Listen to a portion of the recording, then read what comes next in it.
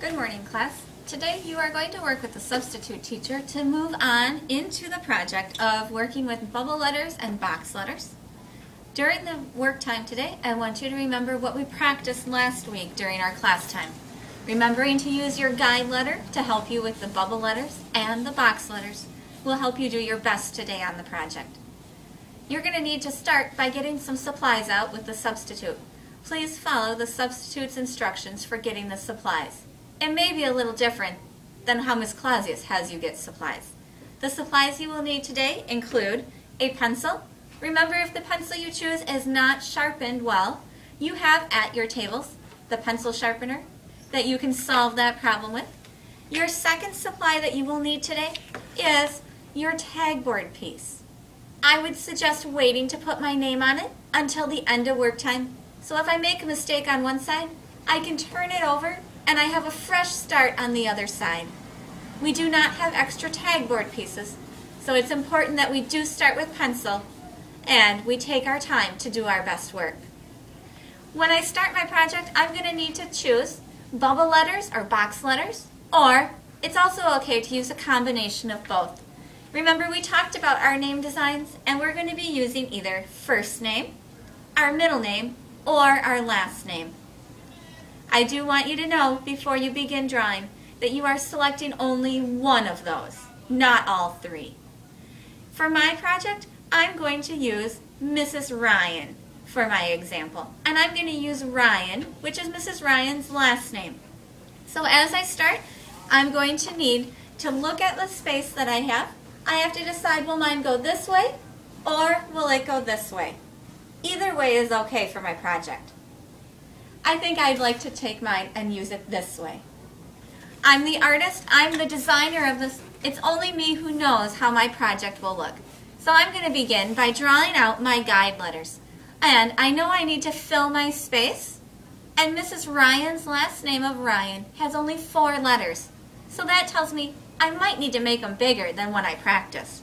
So I'm going to begin by drawing out my guide letters.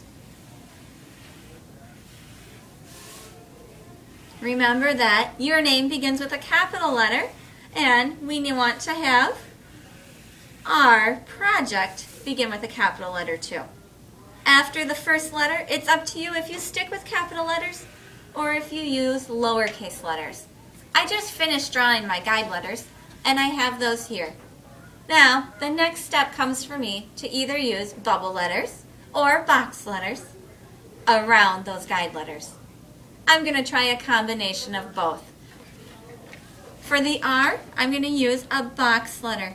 And remember, we took time in class last week to brainstorm things we knew about a box. And then we saw how all of those things we knew about a box related to our box letters. If you need a piece of scrap paper to practice, feel free to take a piece from the free draw shelf and practice before you begin on your project. I just completed the box letter for the R, and I have that here. There's one thing though that I still need to go back and do, and you'll remember from our practice day that that's going in to erase my guide letter. So with my eraser on my pencil, I'm going to come in and erase that out of there. You may still see a little bit of the pencil line, but most of it should be erased, and if a little bit shows, I don't need to worry. We will be adding color next week to these. For the Y, I want to try a bubble letter. I'm going to use an A-B pattern of box letters and bubble letters. But you can decide what the right choice for your project is. Everybody's will be different, and that's one thing that makes us all unique. I'm erasing out my guide letter on that bubble letter Y. So far, there's what I have. I still have the A and the N to finish, but I'm not going to take that time during this video clip because I want you to have time to work with the substitute and to work on your projects and get them ready for us next week so we can all be ready to add color. On the back of it, remember that we need to put our class code.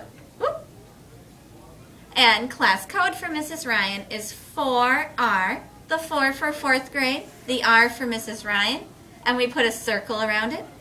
And then on the back, I also need to write my name. You may finish this before the class time is over. If you do finish it before the class time is over, I want you to know that we won't work with color today. We will do that next week. And we will start that as a group.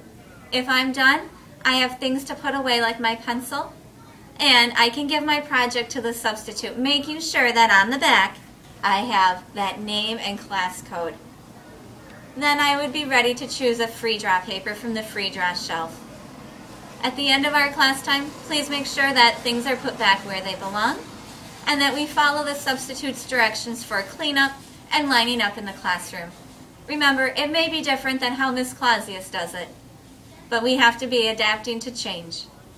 I look forward to seeing your projects that you work on with the substitute, and we'll be ready for painting next week. Have a good work time, and I will see you next art class.